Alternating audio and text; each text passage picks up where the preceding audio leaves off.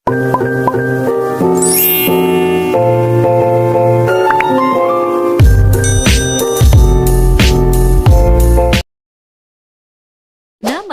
Salma Cahya Mentari. NIM 1012-1893. Nama: Olia Fitriana Nur Zaman. NIM 1012-1908. Nama: Milda Hanifah. NIM 1012-1909. Nama: Muzula Nur Asisah. NIM 1012-1910. Nama: Salsabila Nuril Jauzab. NIM 1012-1924.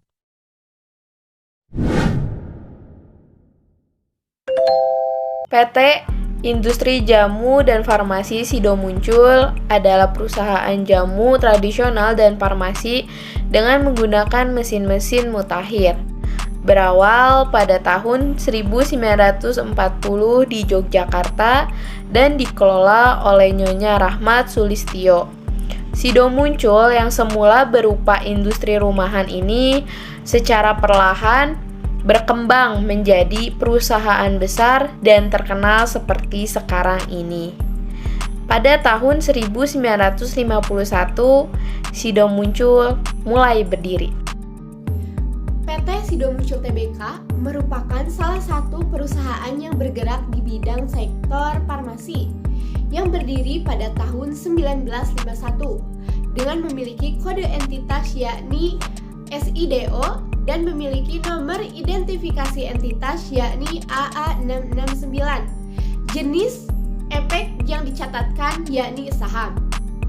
Biografi PT Sido Muncul adalah pabrik jamu tradisional yang didirikan dari home industri yang dikelola oleh Ibu Rahmat Sulistyo di Yogyakarta pada tahun 1940. Saat itu, beliau hanya memiliki 3 karyawan yang membantu menghasilkan ramuan dalam bentuk praktis yaitu bubuk. Pada tahun 1997, Sido Muncul memiliki pabrik seluas 29 hektar di Klepu, Unggaran, dan Bergas.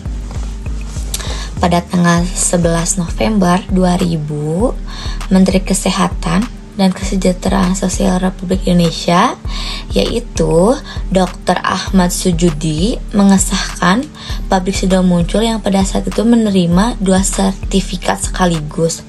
Yang pertama, yaitu sebagai perusahaan yang mampu meracik obat-obatan tradisional yang baik dan juga sebagai perusahaan yang memiliki cara meracik obat yang setara dengan ilmu farmasi. Dan yang kedua, sertifikat ini membuat Sido Muncul menjadi satu-satunya pabrik jamu dengan standar farmasi. Nah, itu adalah 2 sertifikatnya. Selanjutnya, Sido Muncul bertekad untuk menjadi industri jamu yang memberikan keuntungan kepada masyarakat sehingga mereka menjalankan misinya untuk meningkatkan kualitas pelayanan dalam ramuan tradisional, pengembangan pemulihan menggunakan bahan-bahan alami, terus meningkatkan kesadaran masyarakat tentang pentingnya memiliki kehidupan yang sehat, menggunakan bahan-bahan alami dan perawatan tradisional, dan juga mendorong pemerintah atau instansi resmi untuk melibatkan lebih banyak pada pengembangan pemulihan tradisional. Yang selanjutnya ada visi misi dari perusahaan, yaitu visi. Visinya menjadi perusahaan farmasi, obat tradisional, makanan minuman kesehatan, kosmetik, dan pengelolaan bahan baku herbal yang dapat memberikan manfaat bagi masyarakat dan lingkungan. Nah, untuk misinya, yang pertama ada untuk mengembangkan produk-produk berbahan baku herbal dalam bentuk sediaan farmasi, obat tradisional, makanan, minuman, kesehatan, dan kosmetik berdasarkan penelitian rasional, aman, dan jujur. Yang kedua, mengembangkan penelitian obat-obat herbal secara kesinambungan. Yang ketiga, membantu mendorong pemerintah, institusi pendidikan, dunia kedokteran agar lebih berperan dalam penelitian dan pengembangan obat dan pengobatan secara herbal. Yang keempat, yaitu untuk meningkatkan kesadaran masyarakat tentang pentingnya membina kesehatan melalui pola hidup yang sehat, pemakaian bahan-bahan alami, dan pengobatan secara naturopati. Yang kelima, melakukan corporate social responsibility atau CSR yang insentif. Yang keenam, mengelola perusahaan yang berorientasi ramah lingkungan. Dan yang terakhir, yaitu yang ketujuh, menjadi perusahaan herbal yang mendunia.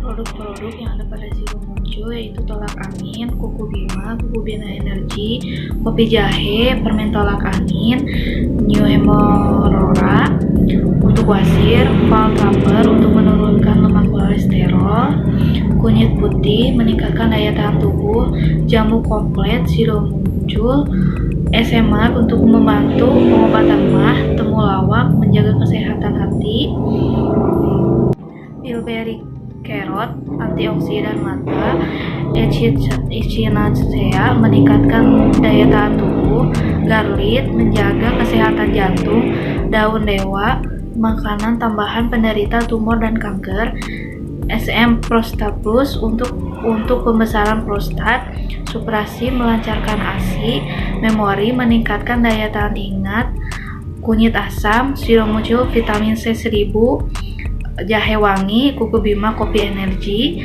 dan kuku bima kopi ginseng.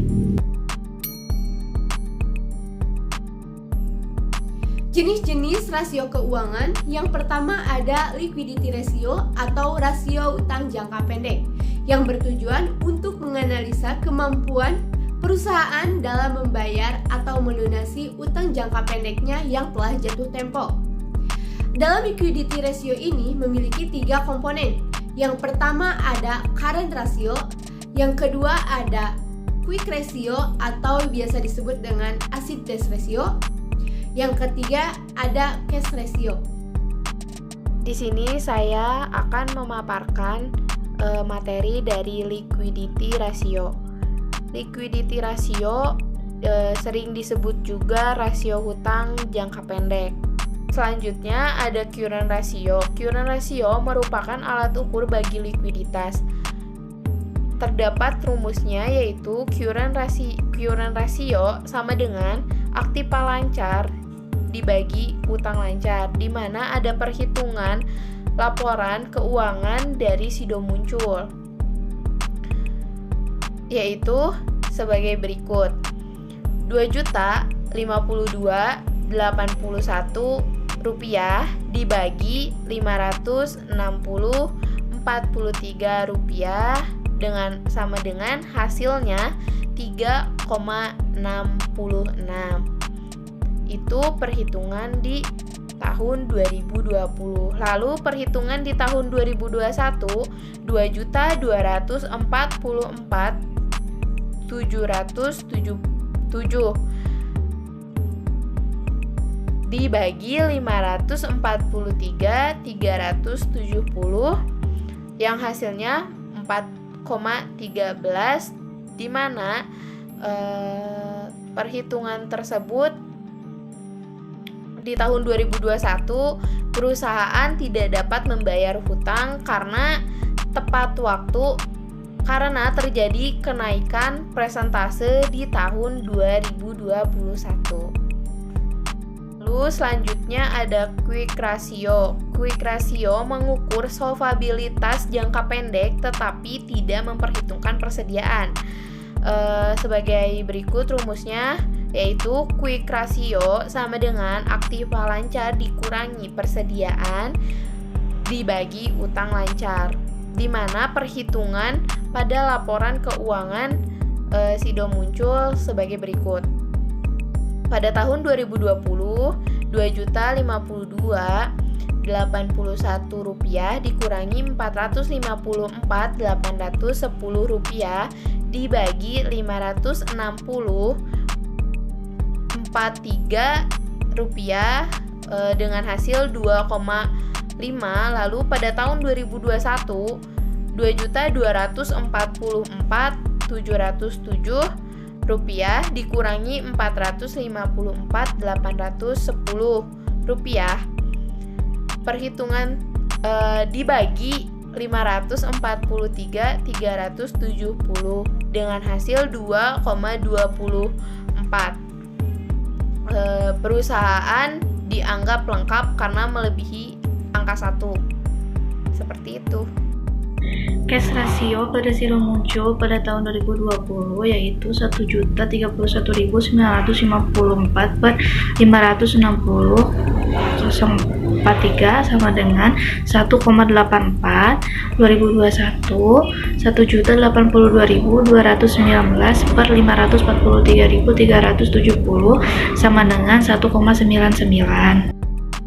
Jenis yang kedua yaitu activity ratio atau rasio aktivitas yang bertujuan untuk mengetahui sejauh mana efisiensi perusahaan dalam mengelola sumber daya yang dimilikinya. Jenis komponennya yang pertama ada perputaran total aktiva, yang kedua ada perputaran piutang usaha, yang ketiga ada day sale in receivable, yang keempat ada perputaran persediaan, dan yang kelima ada perputaran aktiva tetap. Perputaran pada aktiva 2020 3.335.411 per 4.068.970 sama dengan 0,81. Sementara 2021 sama dengan 4.020.980 per 3.849.516 sama dengan 1,04. Untuk yang selanjutnya adalah receivable turnover, di mana semakin tinggi rasionya atau semakin naik rasionya maka akan semakin baik untuk perusahaan. Nah, receivable turnover ini memiliki rumus penjualan dibagi piutang usaha. Kita akan membandingkan antara 2020 dan 2021 pada PT Sido muncul. Jika dilihat hasil penjualannya, pada tahun 2020 ada Rp3.335.411 dan piutang usahanya ada Rp663.757. Maka jika dibagi hasilnya adalah 6,02.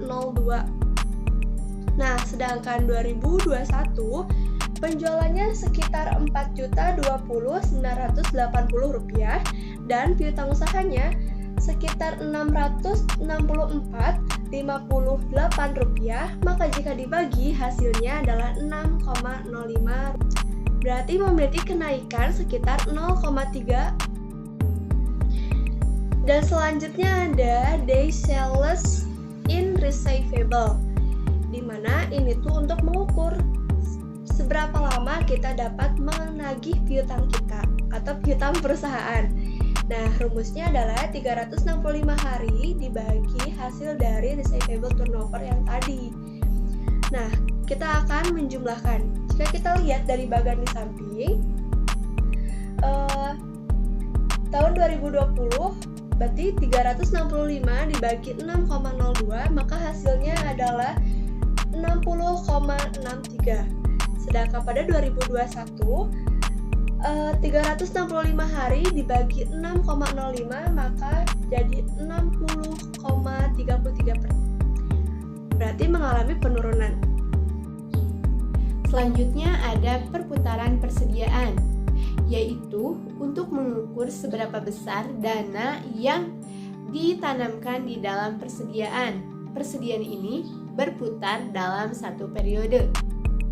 Jika kita lihat persediaan di atas, maka perputaran persediaan tahun 2020 lebih baik dibandingkan dengan 2021. Ini itu artinya bahwa perputaran persediaan yang terdapat di dalam tahun 2020 memiliki pengelolaan yang baik, sehingga dana yang ditanamkan di dalam persediaan tidak terlalu besar. Kemudian ada perputaran aktiva tetap yang memiliki tujuan untuk mengetahui sebesar mana perusahaan mampu memanfaatkan aktiva tetap secara efisien sehingga mampu meningkatkan penjualan. Rumusnya itu ada penjualan dibagi aktiva tetap bersih. Nah, dalam perhitungan di atas, jika dilihat tahun 2021 memiliki perputaran aktiva yang lebih baik dibandingkan dengan 2020. Hal ini dapat disimpulkan bahwasannya tahun 2021 mampu mengelola atau memanfaatkan aktivitas bersihnya dengan baik secara efisien dibandingkan dengan tahun 2020. Selanjutnya ada financial leverage ratio atau solvency ratio atau rasio hutang yang memiliki tujuan untuk melihat seberapa besar perusahaan dibiayai oleh utang dan untuk melihat seberapa besar kemampuan perusahaan dalam melunasi atau membayar kewajiban atau hutangnya.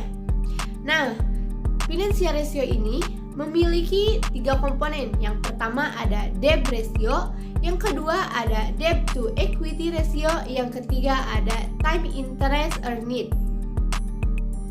Selanjutnya ada debt ratio. Debt ratio yaitu mengukur presentasi total dana yang dibiayai oleh utang. Rumusnya debt ratio sama dengan total utang dibagi total aktiva dikali 100. Perhitungan pada laporan keuangan Sido muncul yaitu pada tahun 2020 597.785 rupiah dibagi 4.068.970 rupiah dikali 100, hasilnya 16%. Dan pada tahun 2021 627.776 rupiah dibagi 3.849.516 rupiah dikali 100 yang hasilnya 14, di mana terjadi penurunan pada utang, maka utang perusahaan dapat menurun. Yang selanjutnya ada debt to equity ratio. Mengukur utang dengan ekuitas bagi bank, semakin tinggi rasio maka akan tidak semakin menguntungkan karena akan besar resiko yang ditanggung atas kegagalan. Yaitu terdapat rumusnya seperti debt to equity ratio sama dengan total utang dibagi total modal sendiri dikali 100. Yang dimana terdapat perhitungan laporan keuangan pada perusahaan Sido muncul pada tahun 2020 yaitu 2.052.081 rupiah dibagi 560.43 rupiah dikali 100, hasilnya 19%. Dan pada tahun 2021 2.244.707 dibagi 543.370 dikali 100, hasilnya 17%. Maka terjadi penurunan terhadap rasio, tidak terlalu berat beban bagi perusahaan yang ditanggungnya. Margin laba kotor tahun 2020 1.838.783 per 3.335.411 sama dengan 0,55. Dan untuk 2021 2.286.032 per 4.020.980 sama dengan 0,56. Dan yang terakhir yaitu profitability ratio atau rasio laba yang bertujuan untuk mengukur seberapa besar laba yang dihasilkan dalam operasi bisnisnya. Nah, komponennya itu yang pertama ada margin laba kotor, yang kedua ada margin laba bersih, yang ketiga ada margin laba operasi, yang keempat ada return on asset, yang kelima ada return on equity, dan yang terakhir ada laba per saham. Margin laba kotor tahun 2020 1.838.783 per 3.335.411 sama dengan 0,55. Dan untuk 2021 2.286.032 per 4.020.980 sama dengan 0,56. Dan untuk yang selanjutnya ada net profit margin atau laba bersih. Ini tuh digunakan untuk mengukur sejauh mana perusahaan dapat menghasilkan laba bersih dari hasil penjualan. Nah, rumusnya tersendiri ada laba setelah pajak dibagi penjualan dikali 100%. Kita akan bandingkan antara 2020 dan 2021. pada 2020 laba setelah pajaknya yaitu sekitar 929.757, lalu penjualannya adalah Rp3.335.411. Dari kita kalikan 100%, maka hasilnya adalah 27,87%. Nah, untuk 2021, laba setelah pajaknya yaitu Rp1.268.363, lalu penjualannya Rp4.020.980, lalu dikalikan 100%, maka hasilnya adalah 31,54%. Nah, memiliki kenaikan dari antara tahun 2020 menuju ke tahun 2021. Untuk yang selanjutnya ada margin laba operasi atau operating profit margin. Ini tuh digunakan untuk mengukur perusahaan sejauh mana si perusahaan ini dapat menghasilkan laba operasi dari hasil penjualan tunai. Nah, rumusnya tuh ada laba operasi dibagi penjualan dikali 100%. Kita akan membandingkan antara 2020 dan 2021 ya. Nah, pada tahun 2020 laba operasinya terdapat sekitar Rp934.16 dan penjualannya adalah Rp3.335.411, lalu dikalikan 100 maka hasilnya 28%.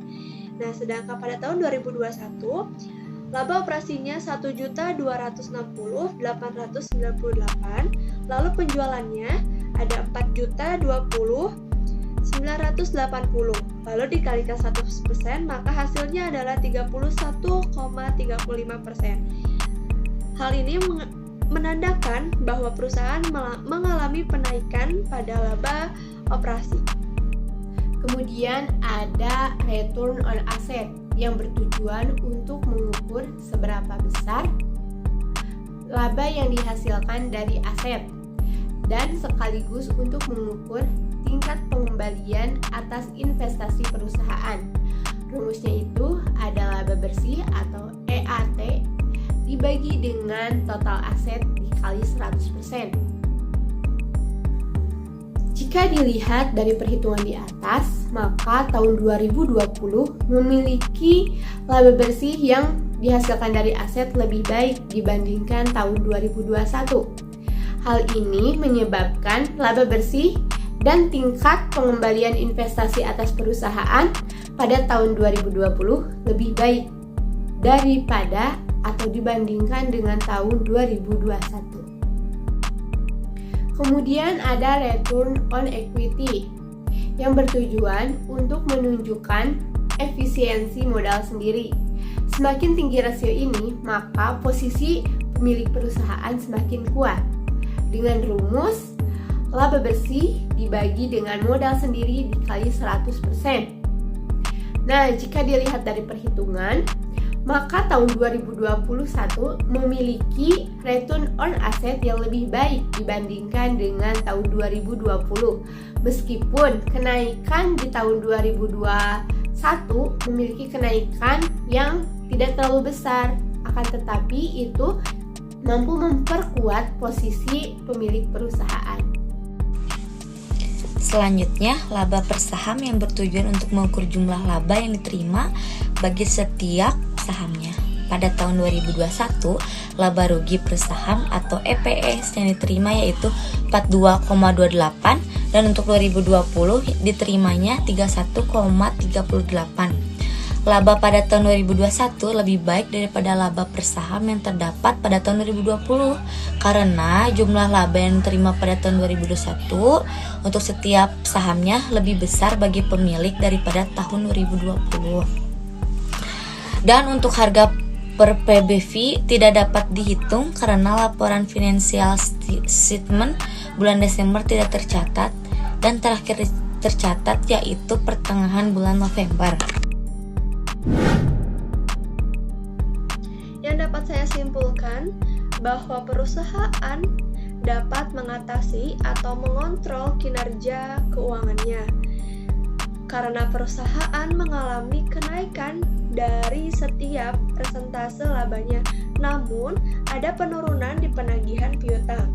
Dan di liquidity ratio mengalami kenaikan, yang mana artinya perusahaan asetnya tuh dapat dengan mudah untuk dikonversi menjadi uang tunai. Dan seperti yang dikatakan tadi oleh Salma, bahwa laba pada tahun 2021 lebih baik daripada laba per saham yang terdapat pada tahun 2020, karena jumlah laba yang diterima pada tahun 2021 pada setiap lembar sahamnya biasanya lebih besar bagi pemilik daripada 2020.